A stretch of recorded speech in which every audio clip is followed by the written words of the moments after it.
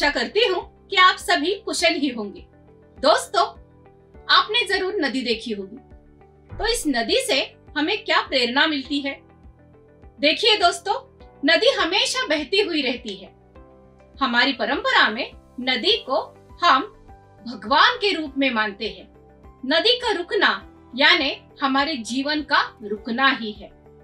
नदी हमें जीवन जो देती है, ये नदी हमें हमेशा संदेश देती है कि अपनी मर्यादा में रहो, सदा बहते रहो। रुकना तुम्हारा काम नहीं, जो रुक गया समझो कि वो खत्म हो गया। तो चलिए इसी नदी के बारे में, उसके जल के बारे में कुछ और जानते हैं हमारी आज की कविता में, सिंधु का जल। दोस्तों, यह कविता हिंदी के जाने माने कवि अशोक चक्रधर जी ने लिखी है।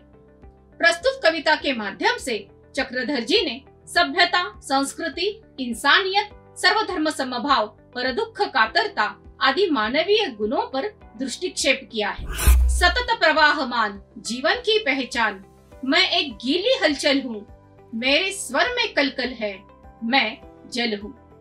तो ये जल हमें बता रहा है कि मैं सतत प्रवाहमान हूँ, मैं नदी के माध्यम से बहता हूँ, मैं जीवन की पहचान हूँ क्योंकि मुझी से जीवन है, मुझी से ये सृष्टि है, मुझी से ये सभी प्राणी मात्र है। मैं एक गीली हलचल हूँ क्योंकि पानी हमेशा गीला ही रहता है, मुझमें भक्ति जो है इसीलिए मैं गीली हलचल हूँ। सिंधु यानी धरती पर सभ्यताओं का आदि बिंदु, मेरे ही किनारे पर संस्कृतियों ने सांस ली। देखिए बच्चों, दुनिया भर की जो प्रमुख सभ्यताएं हैं उनकी शुरुआत ही नदी के किनारे हुई है।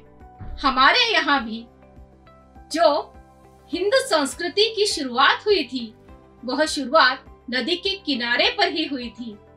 पूरे जगत भर में जो बड़े बड़े शहर हैं, वो इसी नदी के किनारे बसे हुए हैं और इसीलिए कवि कहता है कि मेरे ही किनारों पर संस्कृतियों ने सांस ली, मेरे ही तटों पर इंसानियत के यज्ञ हुए, गति कभी मंद न हुई मेरी, गति में चंचल पर भावना में अचल हूँ। सदियों से बहते आने वाली ये नदी ने बहुत कुछ देखा है। उसने देखा है कि आदि मानव से मानव तक का मनुष्य का सफर कैसे रहा है।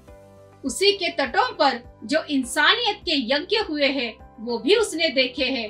मनुष्यों को झगड़ते हुए देखा है, सभ्यताओं को बसते हुए देखा है, लेकिन फिर भी वो किसी के लिए रुकी नहीं है। गति कभी उसने अपनी मंद नहीं होने दी। वो चंचल है, पानी एक जगह पे नहीं रुकता। वो चंचल है लेकिन उसके भावनाएं तब भी जो थी आज भी वही है, इसीलिए भावना में अचल है। बूंद बूंद से बनती है सिंधु, बूंद बूंद से बनता है सागर, और इसीलिए कवि कहता है कि मैं बिंदु में सिंधु हूँ, सिंधु में भी बिंदु हूँ, क्योंकि बूंद बूंद से ही सिंधु बना है। ऊपर का चांद जो चमकता है उसका प्रतिबिंब पानी में पड़ता है और लहराता है, और इसीलिए कवि कहते हैं कि लहराते बिंबों में झिलमिलाता इंदु हूँ। जो लहरें इस पानी से उठ रही है उसमें प्रतिबिंब पड़ा हुआ है उस चांद का, जो लहराता हुआ हमें दिखाई देता है। इसीलिए इंदु यानी चांद वो झिलमिलाता हुआ पानी में भी नजर आता है।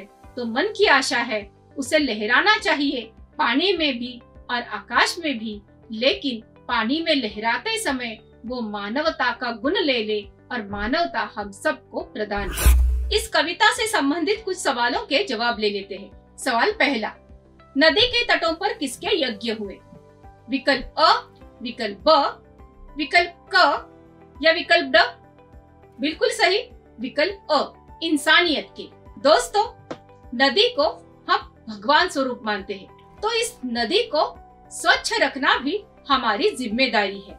हमें जीवन देने वाली ये जीवनदायिनी आपके शहर में किस हालत में है? तो चलिए आप पता लगाइए। फिर मिलेंगे। धन्यवाद।